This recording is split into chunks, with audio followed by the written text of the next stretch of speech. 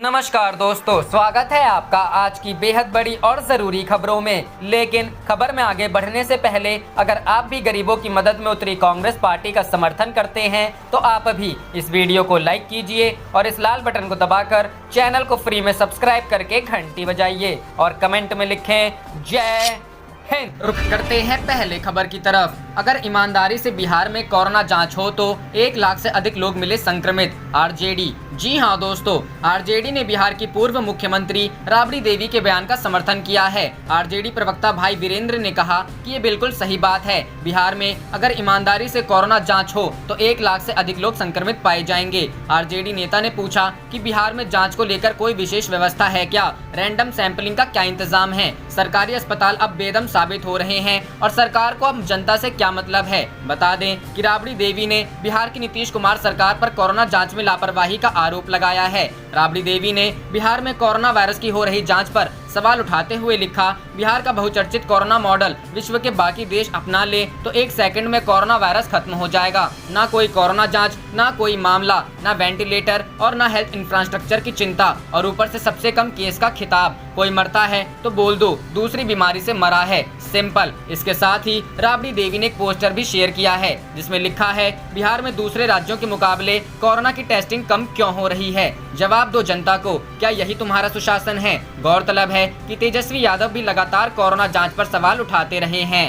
रुख करते हैं अगली खबर की तरफ। बिहार में नए मुख्यमंत्री का ऐलान, लालू के बेटे ने कर दिया कमाल। जी हां दोस्तों, बिहार में नए मुख्यमंत्री का ऐलान हो गया है और यह कारनामा लालू यादव के बेटे तेज प्रताप ने किया है। इसी के साथ बिहार विधानसभा चुनाव को लेकर सियासी सरगर्मियां तेज हो गई हैं। राष्ट्रीय जनता दल के नेता तेज प्रताप यादव ने अपने छोटे भाई तेजस्वी यादव को मुख्यमंत्री पद का उम्मीदवार बताया है। तेज प्रताप यादव ने तेजस्वी यादव का फोटो ट्वीट करते हुए लिखा, एक युवा चेहरा जिसने कुछ ही सालों में सीएम पद की उम्मीदवारी में बेहद लोकप्रियता हासिल की है, तेजस्वी ही विकल्प है। तेज प्रताप यादव ने यह बात ऐसे समय कही है जब बिहार विधानसभा चुनाव अगले कुछ दिनों में होने वाले हैं और पार्टी के कई नेताओं ने अपने पद से इस्तीफा दिया है। इतना ही नहीं, दोनों भाई के बीच सब कुछ ठीक ना होने की सुर्खियां भी बनती रही हैं। 28 जून को आरजेडी के उपाध्यक्ष विजेंद्र यादव ने पार्टी और पद दोनों से इस्तीफा दे दिया है। उनका कहना था कि पार्टी में पुराने नेताओं की कोई इज्जत नहीं रही। विजेंद्र यादव को आरजेडी में किंग मेकर के नाम से जाना जाता है।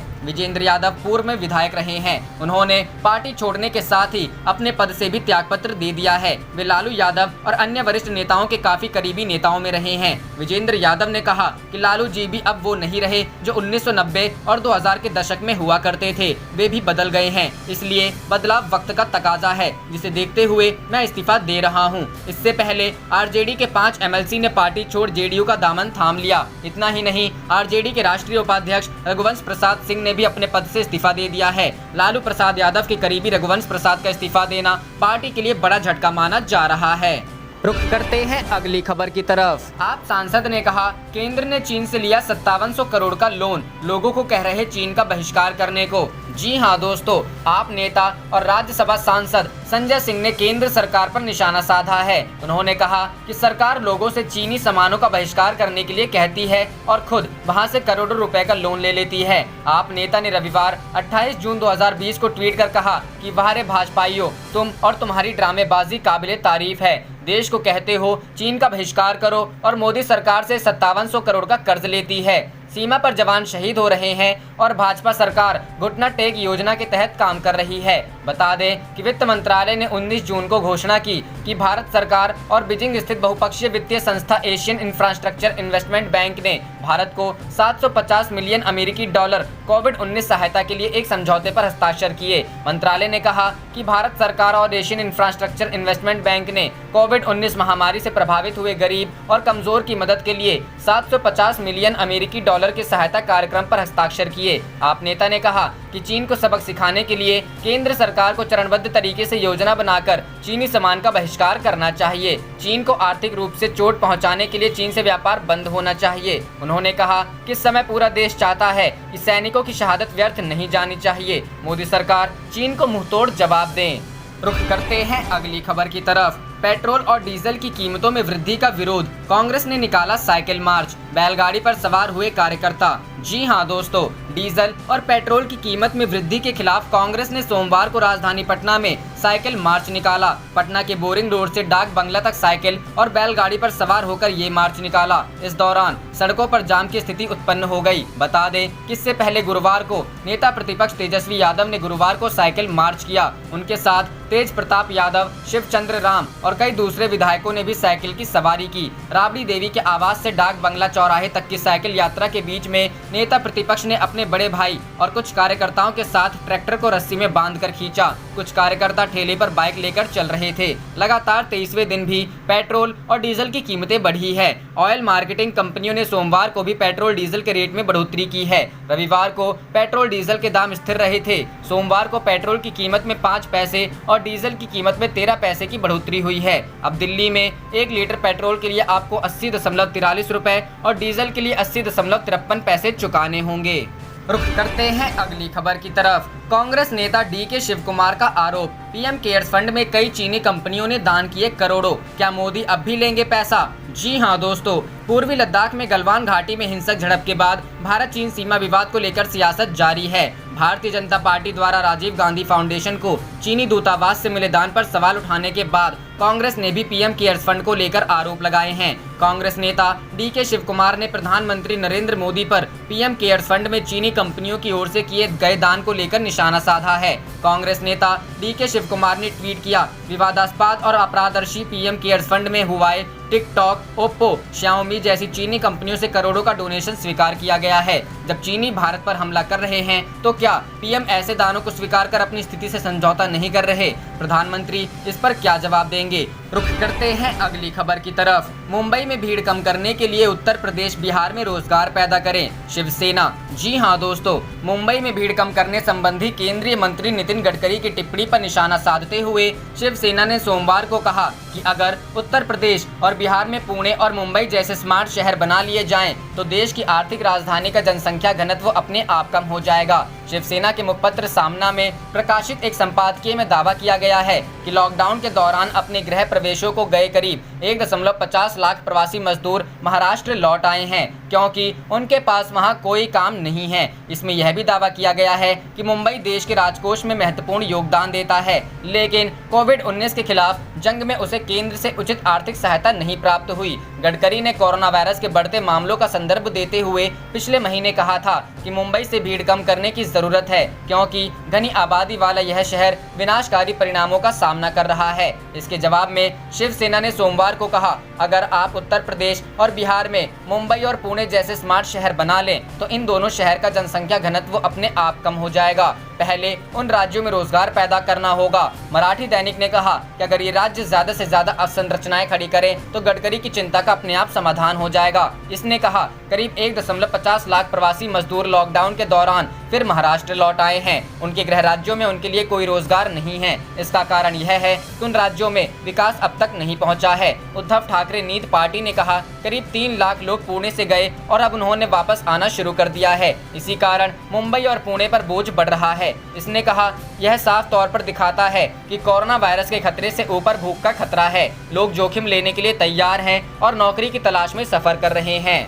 रुख करते हैं अगली खबर की तरफ। शिवसेना ने फिर साधा पीएम नरेंद्र मोदी और गडकरी पर निशाना, मजदूरों की वापसी को बनाया मुद्दा। जी हां दोस्तों, मुंबई में भीड़ कम करने संबंधी केंद्रीय मंत्री नितिन गडकरी की टिप्पणी पर निशाना साधते हुए शिवसेना ने सोमवार को कहा कि अगर उत्तर प्रदेश, बिहार में पुणे, मुंबई जैसे स्मार्ट शहर बना लिए जाएं, तो देश की आर्थिक राजधानी का जनसंख्या घनत्व अपने आप कम हो जाएगा। शिवसेना के मुखपत्र सामना में प्रकाशित एक संपादकीय में दावा किया गया है कि लॉकडाउन के दौरान अपने गृह प्रदेशों को गए करीब 1.50 लाख प्रवासी मजदूर महाराष्ट्र लौट आए हैं, क्योंकि उनके पास वहां कोई काम नहीं है। संपादकीय में यह भी दावा किया गया कि मुंबई देश के राजकोष में महत्वपूर्ण योगदान देता है, लेकिन कोविड-19 के खिलाफ जंग में उसे केंद्र से उचित आर्थिक सहायता नहीं प्राप्त हुई। गडकरी ने कोरोना वायरस के बढ़ते मामलों का संदर्भ देते हुए पिछले महीने कहा था कि मुंबई से भीड़ कम करने की जरूरत है, क्योंकि घनी आबादी वाला यह शहर विनाशकारी परिणामों का सामना कर रहा है। इसके जवाब में शिवसेना ने सोमवार को कहा, अगर आप उत्तर प्रदेश, बिहार में मुंबई, पुणे जैसे स्मार्ट शहर बना लें, तो इन दोनों शहर का जनसंख्या घनत्व अपने आप कम हो जाएगा। पहले उन राज्यों में रोजगार पैदा करना होगा। रुक करते हैं अगली खबर की तरफ। तस्वीरों में देखें किस तरह बारिश से नारकीय हुई उत्तर बिहार के शहरों की स्थिति। जी हां दोस्तों, उत्तर बिहार के जिलों में शनिवार शाम से रविवार तक हुई बारिश से शहरों की हालत नारकीय हो गई। नगर निकायों की महीनों से साफ सफाई और नाला उहाड़ी की पोल भी बारिश ने खोल कर रख दी। कई शहरों में तो लोगों के घर और परिसर तक बारिश के पानी से जलमग्न हो गए। पेश है विभिन्न जिलों की पड़ताल करती तस्वीर। मधुबनी शहर में आदर्श नगर जाने वाली कॉलोनी में बारिश के बाद रविवार को लगा जल जमाव। यहाँ जल निकासी की व्यवस्था नहीं होने से लोगों का घर से निकलना मुश्किल हो गया है। मधुबनी शहर के स्टेशन के निकट स्थित विनोदानंद झा कॉलोनी में रविवार को हुई बारिश का पानी कई घरों में प्रवेश कर गया। रविवार को बारिश के बाद बेतिया नगर के पावर हाउस चौक से सोआ बाबू चौक जाने वाली सड़क में जल जमाव के बीच से गुजरते महिला व पुरुष। शहर में बारिश के बाद जगह जगह जल जमाव की स्थिति है। बारिश के कारण मोतिहारी शहर के जानपुर स्थित बाजार समिति परिसर में हुआ जल जमाव। व्यावसायिक मंडी होने के कारण यहां प्रतिदिन माल वाहक वाहनों व लोगों का आना जाना लगा रहता है। बारिश के कारण मोतिहारी शहर के जानपुर से बाजार समिति जाने वाली सड़क पूरी तरह जलमग्न हो गई। इससे आवागमन में लोगों को हो रही है भारी परेशानी। सीतामढ़ी शहर के जानकी स्थान मंदिर परिसर में बारिश के बाद लगा जल जमाव। इससे यहां आने वाले श्रद्धालुओं को काफी परेशानी हुई। रुख करते हैं अगली खबर की तरफ। सृजन घोटाला, सीएम की चुप्पी पर तेजस्वी यादव का निशाना। सुशील मोदी बोले, नीतीश सरकार ने ही किया था घोटाले का पर्दाफाश। जी हां दोस्तों, बिहार के पूर्व डिप्टी सीएम तेजस्वी यादव ने बिहार के चर्चित सृजन घोटाले के बहाने नीतीश कुमार और सुशील मोदी पर निशाना साधा। आज मीडिया में बयान जारी करते हुए उन्होंने कहा कि बिहार सरकार के शीर्ष पर बैठे सृजन घोटाले के मुख्य सूत्रधार को सीबीआई की तरफ से क्यों बचाया जा रहा है। महादलित विकास मिशन घोटाला, जमीन घोटाला और सृजन घोटाले के आरोपी केपी रमैया तो शीर्ष नेता की आंखों का तारा है। पटना हाईकोर्ट ने केपी रमैया के भ्रष्टाचार पर तल्ख टिप्पणियां की थीं। तेजस्वी यादव ने कहा, आंध्र प्रदेश के इस अधिकारी सह बिहार के नेता ने जेडीयू को इतना समृद्ध किया कि आदरणीय नीतीश ने उन्हें बिहार से लोकसभा चुनाव लड़वाया। हारने के बाद लैंड ट्राइब्यूनल का सदस्य बनाया ताकि उनकी पार्टी जेडीयू केपी रमैया रचित घोटालों और उनके पावन कर कमलों द्वारा और समृद्ध होती रहे। इसके साथ ही नेता प्रतिपक्ष ने कहा, माननीय मुख्यमंत्री जी बताएं,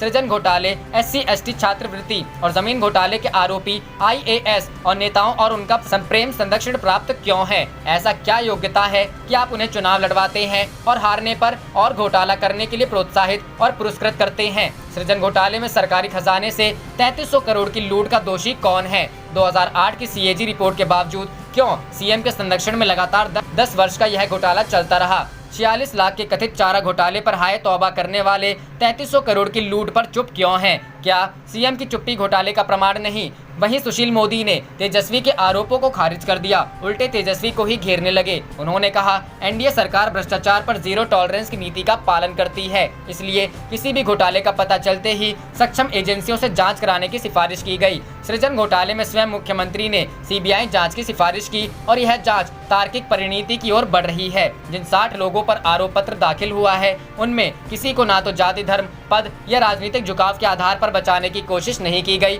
न किसी को फंसाया गया। सुशील मोदी ने कहा, यह विडंबना ही है कि जिस दल के स्थायी राष्ट्रीय अध्यक्ष 1000 करोड़ के चारा घोटाले के 4 मामलों में दोष सिद्ध अपराधी हैं, वही दल घोटालों की जांच पर सबसे ज्यादा छाती पीट रहा है। सभी घोटालों, अनियमितताओं की जांच एक पारदर्शी न्यायिक प्रक्रिया के तहत चल रही है और प्रमाण के आधार पर आरोपियों के खिलाफ शिकंजा भी कसा जा रहा है। रुख करते हैं अगली खबर की तरफ। बाबा रामदेव से पंगा, बीजेपी को बिहार चुनाव में दे सकता है बड़ा झटका। जी हां दोस्तों, बिहार विधानसभा चुनाव की तैयारी को लेकर सत्ता पक्ष हो या विपक्ष, सभी ने अपनी तैयारी शुरू कर दी है। सभी पार्टियां अपने संगठन को मजबूती प्रदान करने के लिए आम से लेकर खास लोगों को जोड़ने का काम भी कर रही है। ऐसे में बाबा रामदेव की कोरोना की दवा कोरोनिल को लेकर सरकार से चल रहा विवाद चुनाव में एक नया गुल खिला सकता है। योग में लोकप्रियता और स्वदेशी की भावना को बढ़ाने के लिए बाबा ने 16 साल पहले पतंजलि आयुर्वेद नामक कंपनी खड़ी की। इस कंपनी का कारोबार बढ़कर अब 9,500 करोड़ का हो गया है। देश भर में इसके 5000 से अधिक रिटेल स्टोर्स हैं। जब बाबा रामदेव ने देश में